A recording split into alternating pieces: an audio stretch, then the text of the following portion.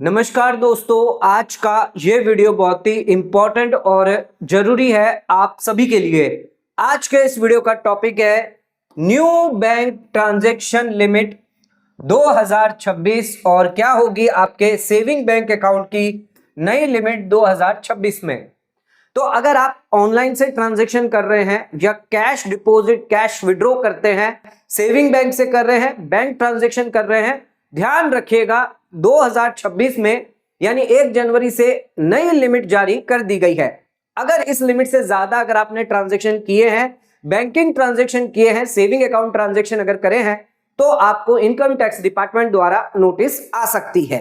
तो आज का वीडियो बहुत ही इंपॉर्टेंट है, तो वीडियो को एंड तक जरूर देखें। चैनल पर नए तो सब्सक्राइब करें और बेल आइकन पर नोटिफिकेशन पे क्लिक करें और जानते हैं बैंक ट्रांजैक्शन को लेकर क्या लिमिट है, कितना बैंक में आप ट्रांजैक्शन कर सकते हैं, चाहे वो कैश माध्यम से हो या ऑनलाइन के अलग अलग माध्यम होते हैं, जैसे यूपीआई से हो गया, नेट बैंकिंग हो गया, चेक से हो गया, एनईएफटी, आरटीजीएस, ये सभी ऑनलाइन मोड में आते हैं। और दूसरा जो मोड है वो आपका कैश मोड है। तो अगर आप बैंक में ये ट्रांजेक्शन कर रहे हैं, चाहे आपकी सेल रिलेटेड हो, कोई प्रॉपर्टी रिलेटेड हो, पेमेंट रिलेटेड हो, तो क्या क्या लिमिट है जानते हैं डिटेल में, इनकम टैक्स के हिसाब से, नोटिस पर्पस के हिसाब से। आइए जानते हैं। तो वीडियो को अगर नए हैं तो चैनल पे जरूर सब्सक्राइब कर लीजिएगा और वीडियो को ज्यादा ज्यादा शेयर जरूर करिएगा। सबसे पहले हम बताते हैं कैश में अगर आप बैंक ट्रांजैक्शन करते हैं, यानी कैश अगर आप बैंक में डिपॉजिट करते हैं, विड्रॉ करते हैं, कैश के अंदर ट्रांजैक्शन करते हैं, तो इनकम टैक्स के अंदर क्या लिमिट दी गई है, कैश बैंक ट्रांजैक्शन लिमिट क्या है, ध्यान रखिएगा। ये हाई रिस्क होता है। हाई रिस्क इसके लिए है, इसको क्लोजली मॉनिटर किया जाता है इनकम टैक्स डिपार्टमेंट द्वारा और सभी बैंकों को जो है वो यहां पर एडवाइस दी जाती है कि कोई भी कैश होती है लिमिट से ज्यादा होता है वो सीधा उनको रिपोर्ट किया जाए। इसलिए हमने इसको हाई रिस्क में रखा है अगर आप कैश रिगार्डिंग जो है वो बैंक में ट्रांजैक्शन कर रहे हैं। सबसे पहले अगर आपके पास सेविंग अकाउंट है तो अगर आप कैश डिपॉजिट करते हैं, ध्यान रखिएगा 10 लाख रुपए से ज्यादा आपको सभी सेविंग अकाउंट में, चाहे आपका 1 हो, 2 हो, 3 हो, 4 हो, चाहे आपने 2-2 लाख रुपए करके जमा किए हैं, चाहे एक बार में आपने 10 लाख रुपए से ज्यादा जमा कर दिया है, तो ध्यान रखिएगा ये सभी चीजों को देखा जाएगा, पैन वाइज देखा जाता है इनकम टैक्स डिपार्टमेंट। हालांकि हर एक बैंक जो है वो एक दूसरे से रिलेटेड नहीं होती है, लेकिन आपको बैंक वाइज देखना नहीं है, आपको पैन वाइज देखना है कि आप सभी बैंकों में कितना पैसा कैश डिपॉजिट कर रहे हैं। मान लीजिए कई लोग कहते हैं कि आप आईसीआईसी बैंक में 8 लाख डिपॉजिट कर दें, एचडीएफसी बैंक में 5 लाख डिपॉजिट कर दे। यहां पर बैंक रिपोर्ट तो नहीं करेगी, लेकिन जिस वक्त इनकम टैक्स डिपार्टमेंट आपका पैन डालेगा तो वो ये चेक कर सकता है कि आपने कौन से बैंक में कितना कितना कैश डिपॉजिट किया है। 10 लाख से ज्यादा हुआ तो सीधा आपको इनकम टैक्स की नोटिस आ सकती है। तो बैंक से आप बच सकते हैं रिपोर्टिंग पर्पज से, लेकिन इनकम टैक्स डिपार्टमेंट फिर भी आपको ट्रैक कर सकता है। तो जो 10 लाख की लिमिट है वो ओवरऑल पैन वाइज है, बैंक वाइज नहीं होती है, लेकिन क्योंकि बैंक या पोस्ट ऑफिस एक दूसरे से लिंक नहीं होती है, इसकी वजह से रिपोर्टिंग होने से बच जाती है। तो बैंक है, पोस्ट ऑफिस है, वो इनकम टैक्स डिपार्टमेंट को रिपोर्टिंग कर सकती है अगर आपने सेविंग बैंक अकाउंट में कैश डिपॉजिट किया है 10 लाख रुपए या उससे ज्यादा। अच्छा, सेविंग अकाउंट के बाद अगर आपका कोई बिजनेस है तो ज्यादातर लोग जो है वो करंट में ट्रांजैक्शन करते हैं। तो करंट अकाउंट के अंदर जो लिमिट है वो 10 लाख की नहीं होगी, वो 50 लाख की होगी, क्योंकि करंट अकाउंट जो वो बिजनेस वालों के लिए होता है, सेविंग जो वो पर्सनल यूज के लिए होता है। तो यहां पर करंट वालों के लिए ज्यादा लिमिट दी गई है 50 लाख। तो आप करंट अकाउंट जो खुलवा के वहां पे आप जो है कैश डिपॉजिट जो है 20 लाख 30 लाख कर सकते हैं और 50 लाख तक करेंगे तो अलाउड है, लेकिन 50 लाख से ज्यादा अगर हुआ तो यहां पर आपकी जो बैंक है वो रिपोर्ट कर देगी इनकम टैक्स डिपार्टमेंट को। तो ध्यान रखिएगा, सेविंग में लिमिट है 10 लाख रुपए और करंट अकाउंट में लिमिट है 50 लाख रुपए। अब आ जाते हैं, बात करते हैं अगर आपने कैश विड्रॉ किया तब क्या होगा। कैश अगर विड्रॉ किया तो भी इनकम टैक्स डिपार्टमेंट को पता चल जाएगा, क्योंकि वहां पर टीडीएस एप्लीकेबल हो जाता है। 194N के तहत आपका टीडीएस जो वो काटा जाता है। अगर आप रेगुलर आईटीआर फाइल करते हैं, लगातार आपने पिछले सालों तक की लास्ट आईटीआर फाइल करी हुई है, जैसे कि हमारा फाइनेंशियल ईयर 24-25 आपने आईटीआर फाइल कर दी, भले आपने ड्यू डेट में करी है, ड्यू डेट के बाद करी, इससे फर्क नहीं पड़ता। आपने अगर आईटीआर फाइल कर दी है तो उस केस में देखा जाएगा क्या आपने सेविंग अकाउंट है या करंट अकाउंट है, सभी अकाउंट को मिलाकर एक बैंक के अंदर जितने भी आपके अकाउंट है, चाहे सेविंग हो, करंट हो, ओवरड्राफ्ट हो, सबको मिलाकर क्या आपने 1 करोड़ रुपए से ज्यादा कैश विड्रॉ किया है। अगर आपने किया है तो उस केस में 2% का टीडीएस काट के आपके बैंक में, यानी जो बैंक है वो गवर्नमेंट को जमा कर देगी और गवर्नमेंट जो है वो फिर आपके 26A के अंदर रिफ्लेक्ट होगा। आईटीआर फाइल करेंगे तब उसका आप रिफंड ले पाएंगे अगर आपकी कोई टैक्स लायबिलिटी नहीं हुई। तो ध्यान रखिएगा, इससे ये ट्रैक हो जाएगा कि आपने पूरे साल में 1 करोड़ रुपए से ज्यादा का कैश जो है वो विड्रॉ किया है। अब इनकम टैक्स डिपार्टमेंट इस बेसिस पर भी आपसे पूछ सकता है कि इतना कैश विड्रॉ करने की क्या जरूरत आपको आन पड़ी, या इतना कैश आपके पास कैसे आया, कि आपने कैश कैसे विड्रॉ कर लिया, इतना कहां यूज किया जा रहा है। तो इनकम टैक्स डिपार्टमेंट इस पर भी आपको नोटिस जो है वो भेज सकता है। तो हमेशा ध्यान रखें, यहां पर 1 करोड़ रुपए से कम का कैश विड्रॉ करें, अदरवाइज इनकम टैक्स डिपार्टमेंट आपको नोटिस भेज पाएगा। नेक्स्ट आ जाते हैं, अगर आपने आईटीआर प्रॉपर फाइल नहीं करी पिछले 3 सालों की, अच्छा लास्ट 3 साल से आप आईटीआर फाइल नहीं कर रहे हैं, यानी कि फाइनेंशियल ईयर 24-25, फाइनेंशियल ईयर 23-24 और फाइनेंशियल ईयर 22-23, ये 3 सालों की आईटीआर आपने फाइल ही नहीं करी, ना आपने फाइल करी, ना आईटीआर यू भरा, कुछ नहीं किया।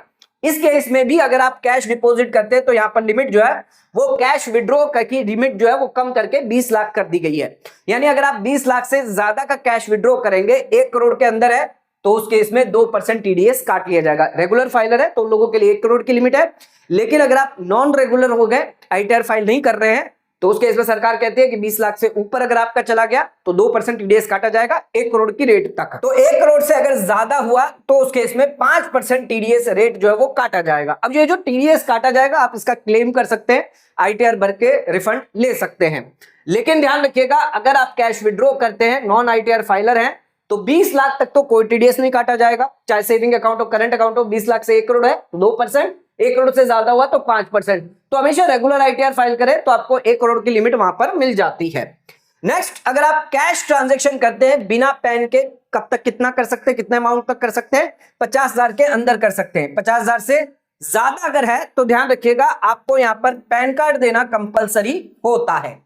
तो 50,000 से ज्यादा का अगर आप बैंक में जाके कैश जमा करेंगे तो बैंक सीधे सीधे आपसे पैन कार्ड मांगेगा, आपकी रिपोर्टिंग जो वो इनकम टैक्स डिपार्टमेंट को कर सकता है।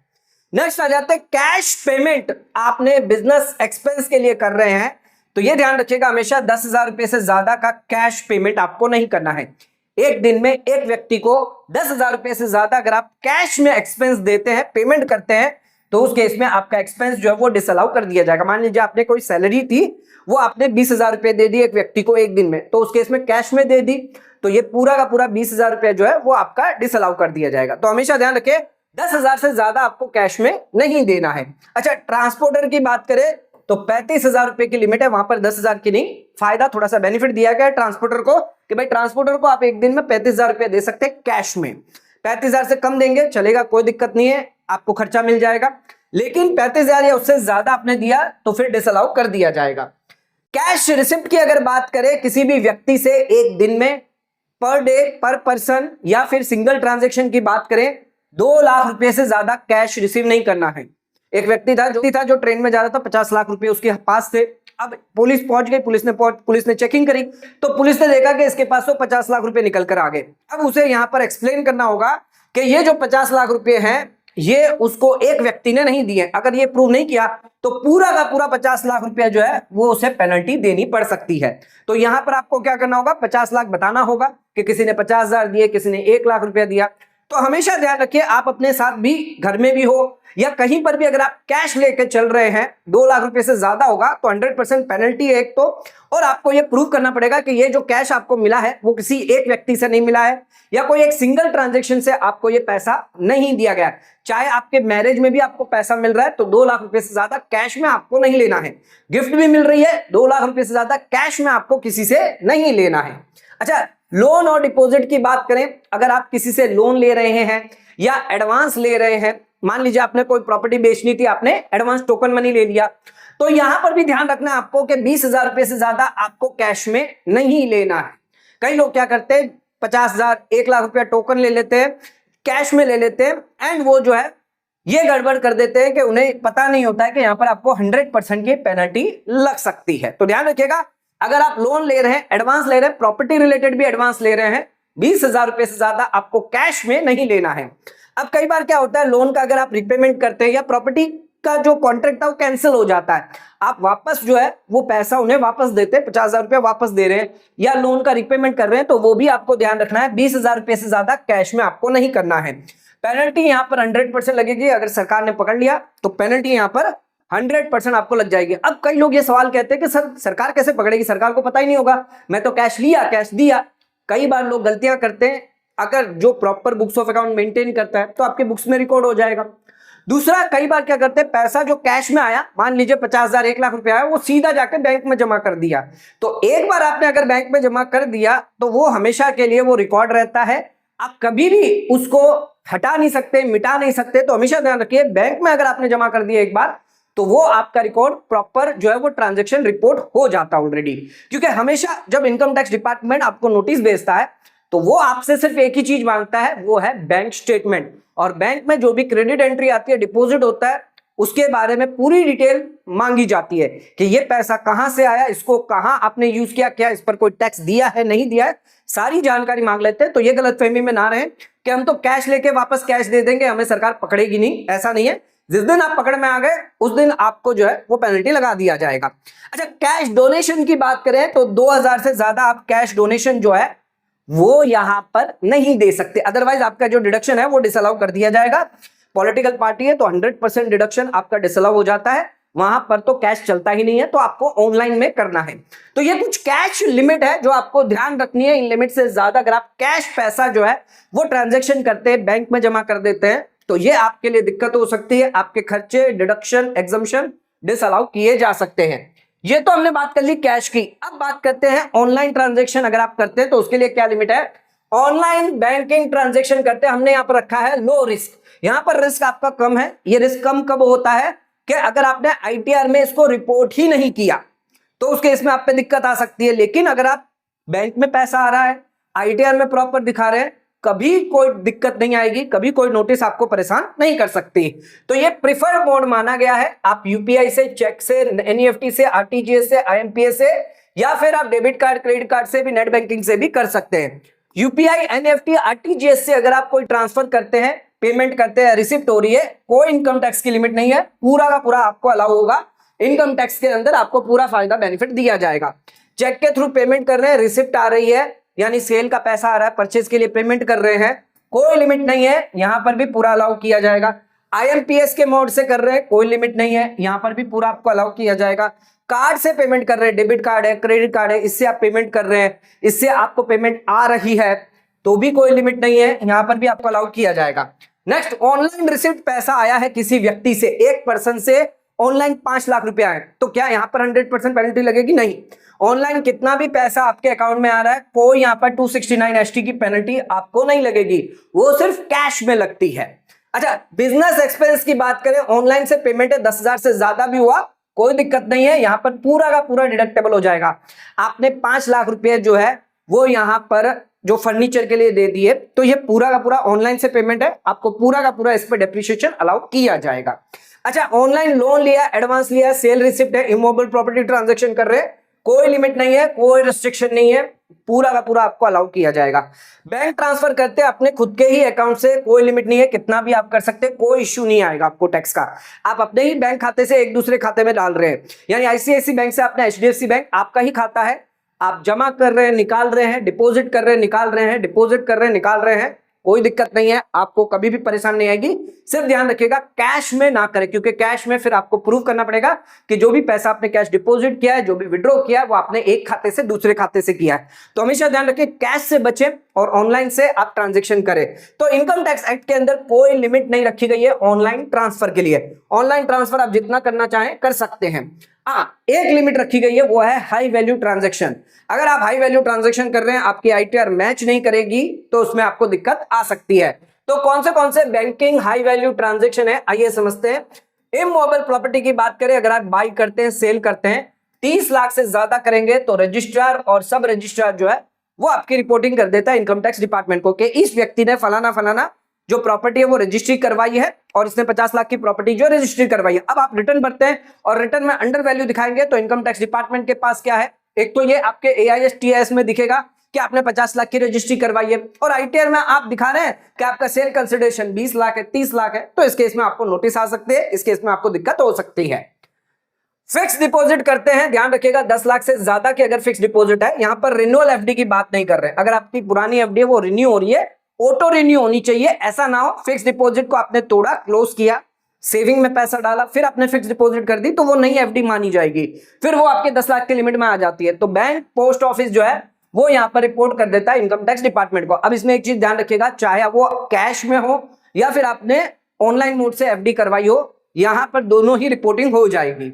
अच्छा, क्रेडिट कार्ड का पेमेंट अगर आप कैश से करते हैं तो 1 लाख से ज्यादा करेंगे तो बैंक क्रेडिट कार्ड कंपनी यहां पर रिपोर्टिंग कर देगा। अगर ऑनलाइन मोड से करते हैं तो ध्यान रखिएगा 10 लाख से ज्यादा अगर है तो बैंक या क्रेडिट कंपनी यहां पर रिपोर्टिंग करेगी। तो कैश में 1 लाख और ऑनलाइन मोड से अगर है तो 10 लाख की लिमिट है।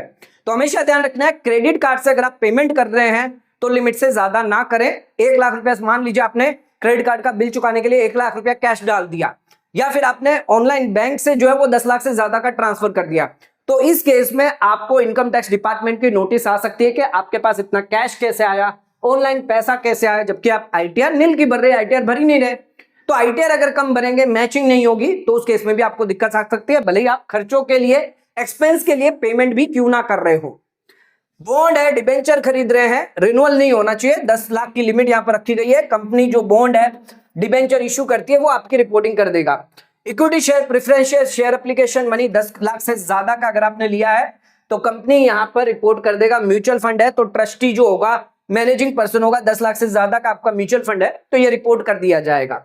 ध्यान रखिएगा, कई बार हम सेल करते हैं गुड्स और सर्विसेज की, उसका पैसा अगर आपको आया है, रिसिप्ट ऑफ कैश पेमेंट, तो कैश पेमेंट यानी मिला है, पैसा रिसीव हुआ है। आप ज्वेलरी पार्क के पास चले गए, ज्वेलर से आपने क्या किया, 5 लाख का गोल्ड खरीद लिया, अब आपने उसको पेन दिया होगा, सारी डिटेल दी होगी अपनी, तो 2 लाख से ऊपर क्योंकि हो गया और सामने वाला जो ज्वेलरी वाला है वो 44AB में कवर कर रहा है, यानी ऑडिट पर्सन लायबल है, तो वो आपकी रिपोर्टिंग कर देगा, 2 लाख का बता देगा, एसएफटी फॉर्म फाइल करेगा यहाँ पे और बता देगा कि इस व्यक्ति ने, इन लोगों ने पूरे साल में 2 लाख से ज्यादा का जो है हमसे गुड्स या सर्विस ली है। तो ध्यान रखिएगा, अगर आप किसी से गुड्स सर्विस ले रहे हैं तो वहां पर भी आपकी 2 लाख से ऊपर है, वो रिपोर्टिंग हो जाती है। अच्छा, कैपिटल गेन है, shares related, mutual fund related, dividend है, इंटरेस्ट इनकम आ रही है, सेविंग का ब्याज आ रहा है, एफडी का ब्याज आ रहा है, पोस्ट ऑफिस का ब्याज आ रहा है, यहां पर कोई लिमिट नहीं है, ये 100% रिपोर्टिंग होगी, चाहे कंपनी है, बैंक है, पोस्ट ऑफिस है, वो आपकी 100% यहां पर रिपोर्टिंग करेगा। तो आते हैं कई बार कि एआईएस में, टीआईएस में आपका कैपिटल यानी शेयर मार्केट ट्रांजेक्शन आते हैं 100%, इसके अलावा एफडी का ब्याज, इंटरेस्ट आ जाता है, इंटरेस्ट ऑन सिक्योरिटीज आ जाता है, तो सारी चीजें जो है वो आपको एआईएस में दिख जाती है, तो अकॉर्डिंगली आपको आईटीआर में इसको शो करना है। कुछ इंपॉर्टेंट बातें हैं, कैश को कभी भी सरकार बैंड नहीं कर सकती, हालांकि अगर कोई बिग कैश दिखा तो उस पर स्क्रूटनी होना पक्का है।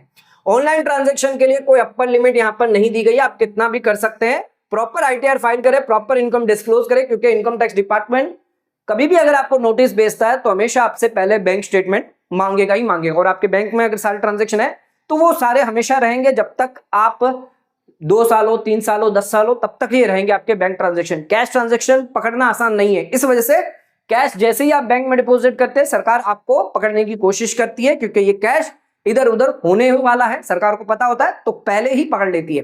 लेकिन बैंक ट्रांजैक्शन में सरकार को चिंता नहीं होती है, क्योंकि सरकार को पता है आज नहीं तो कल आपके जब आएंगे रिकॉर्ड तब आपको देख लिया जाएगा, क्योंकि वो ट्रांजैक्शन कभी हटते नहीं है।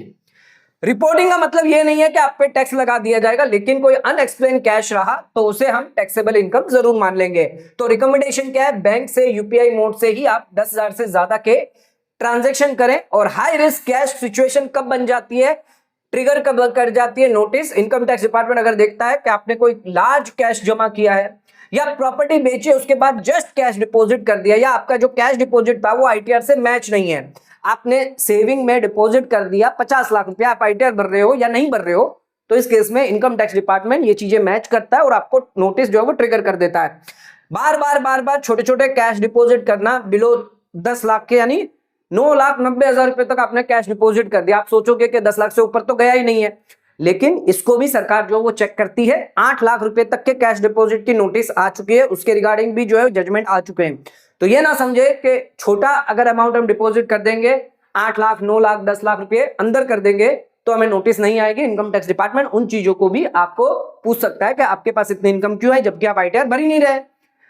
ऐसा तो नहीं है सरकार ने आपको छोड़ दिया है कि 10 लाख के अंदर जो है उन लोगों को हम जो है टैक्स नहीं लगाएंगे, ऐसा नहीं है। सरकार कह रही है अगर आपकी इनकम जो है वो 4 लाख से ऊपर है तो आपको आईटीआर फाइल करना मैंडेटरी है। आप बताइए तो सही कितनी इनकम है, अब आप कैश डिपॉजिट कर रहे हैं 9 लाख रुपए, 9.5 लाख रुपए और आईटीआर फाइल नहीं कर रहे हैं, या आईटीआर फाइल कर रहे हैं वह 3-4 लाख की कर रहे हैं, तो यहां पर ये मिसमैच है। तो इसका एक्सप्लेनेशन मांगा जा सकता है, अगर आपके पास प्रॉपर एक्सप्लेनेशन है तो कोई दिक्कत नहीं है, कोई परेशानी नहीं है, अदरवाइज आपको नोटिस आएगी अनअकाउंटेड कैश मान के यहाँ पर 80% आप पे टैक्स लगाया जा सकता है। तो हमेशा ध्यान रखिए, बैंकिंग ट्रांजैक्शन को लेकर ये कुछ नियम है, ये कुछ कानून है जो आपको पता होने चाहिए। इनकम टैक्स की नोटिस से अगर बचना है तो इन लिमिट को जानकारी आपको होनी चाहिए। आज का वीडियो अगर आपको पसंद आए तो वीडियो को लाइक शेयर सब्सक्राइब करना ना भूले।